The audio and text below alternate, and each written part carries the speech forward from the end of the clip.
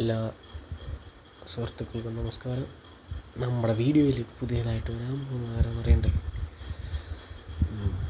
അതാണ് ബോച്ച നഷ്ടം വലിയ സീനായിട്ടിരിക്കുകയാണ് ഗൈസ്. നമുക്ക് ബോച്ചയെക്കുറിച്ചൊന്ന് കണ്ടു നോക്കാം. കാമോ ബോബി ചെമ്മണ്ണൂരിന് ജാമ്യമില്ല എന്നുള്ളതാണ് ഏറ്റവും പുതുതായി വരുന്ന കാര്യം. ബോബി ചെമ്മണ്ണൂരിനെ റിമാൻഡ് ചെയ്തിരിക്കുന്നു. ബോബി ചെമ്മണ്ണൂരിൻ്റെ ജാമ്യാപേക്ഷ ജുഡീഷ്യൽ ഫസ്റ്റ് ക്ലാസ് മജിസ്ട്രേറ്റ് കോടതി 2 തള്ളിയിരിക്കുന്നു. ബോബി ചെമ്മണ്ണൂർ ഇതിപ്പെന്ന് പറഞ്ഞാൽ ഹണി റോസ് കൊടുത്ത പരാതിയിലാണ് ബോബി ചെമ്മണ്ണൂരിനെതിരെ കേസെടുത്തിരിക്കുന്നത്.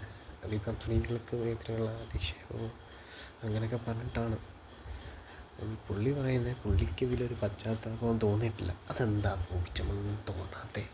പുള്ളി മനുഷ്യനല്ലേ? അതോ ഇനി പുള്ളിക്കാരി കൊടുത്ത റിപ്പോർട്ടെല്ലാം, ഹണി റോസ് കൊടുത്ത റിപ്പോർട്ടെല്ലാം തെറ്റാണ്? എന്താണ് നമ്മൾക്കറിയില്ല. നിയമം പല രീതിയിലും വളച്ചൊടിക്കുകയാണ്. കാണാം നമുക്ക്. വേറൊരു സാറ് ഈ പുള്ളിയെക്കുറിച്ച് അതികാര്യമായിട്ടൊരു കാര്യം പറയുന്നുണ്ട്. അത് നമുക്കൊന്ന് കേട്ട് നോക്കിയാലോ.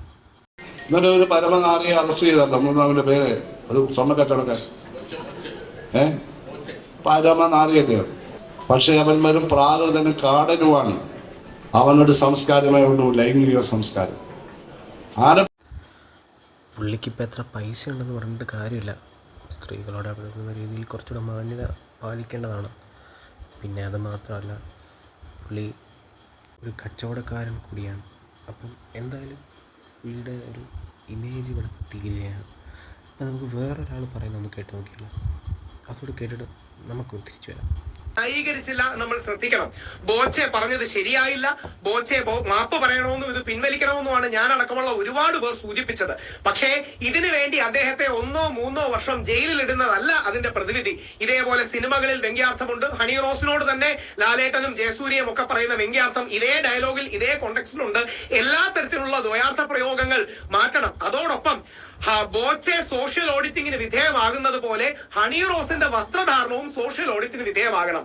ബോച്ചയുടെ വാക്കുകൾക്ക് മാന്യത വേണമെന്ന് പറയുന്നത് പോലെ ഹണി റോസിന്റെ വസ്ത്രധാരണത്തിന് മാന്യത വേണം. പുരുഷന്റെ കണ്ണിനും വാക്കിനും മാന്യത വേണം, സ്ത്രീയുടെ വസ്ത്രധാരണത്തിന് മാന്യത വേണം എന്നൊരു ലിമിറ്റഡ് പോയിന്റ് പറഞ്ഞു കഴിഞ്ഞാൽ അത് സ്ത്രീ വിരോധമാണ്. പുരോഗമന ആകാശം തകർന്നു വീഴുമെന്ന് പറയുന്നതിൽ അർത്ഥമില്ല. ഹണി റോസിനെ ബഹുമാനമാണ്, ആദരവാണ്. എന്നെ പറയുന്ന വിമർശനങ്ങളെല്ലാം ബഹുമാനത്തോടെ കാണുന്നു. പക്ഷേ ഹണി റോസ് വിമർശനം ഉൾക്കൊള്ളണം. ഹണി റോസിനെയും സോഷ്യൽ ഓഡിറ്റിന് ഒരു ആക്ട്രസ് എന്ന നിലയിൽ ഇപ്പം അവരുടെ നിലപാടാണ്. അവർ എങ്ങനത്തെ ഡ്രസ്സ് ഇടണം, അങ്ങനത്തെ ഡ്രസ്സ് ധരിക്കണം എന്നുള്ളൊരു തീരുമാനം. അതിപ്പം എന്താ, ഇപ്പം ഇവർ ആരായാലും അവരുടെ ഡ്രസ്സിൻ്റെ അവകാശം അവർക്ക് തന്നെയല്ലേ. ജസ്റ്റ് ഒന്ന് ആലോചിച്ചാൽ മനസ്സിലാകും. എന്ത് ധരിക്കണം എന്നുള്ളത് അവരുടെ അവകാശമാണ്. പുള്ളി പറയുന്ന പോലെ അവരെ സോഷ്യലൈസ് ചെയ്യണമെന്നൊക്കെ പറയുവാണെങ്കിൽ അത് കുറച്ച് ബുദ്ധിമുട്ടാവും. കാരണം ഇങ്ങനെ ഒരു കേസിൽ വരുമ്പോൾ സോഷ്യലൈസ് എല്ലാവർക്കും ബുദ്ധിമുട്ടാവും. ഇതിപ്പം പൊതുപരിപാടികൾ കാരണം നമുക്ക് സാരി ഉടുത്ത് പണ്ടത്തെ സ്റ്റൈൽ നടക്കാൻ ഇപ്പോഴത്തെ ഒരു രീതിയിലൊന്നും നടക്കുന്ന കാര്യമല്ലായിരിക്കും.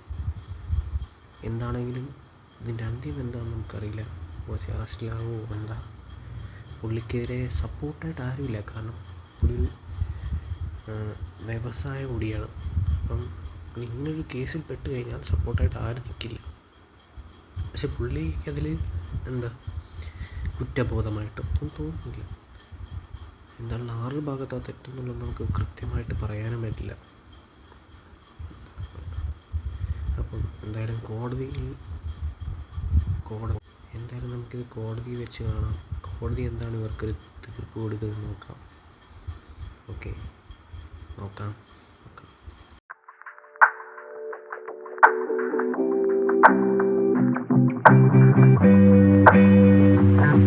Thank you.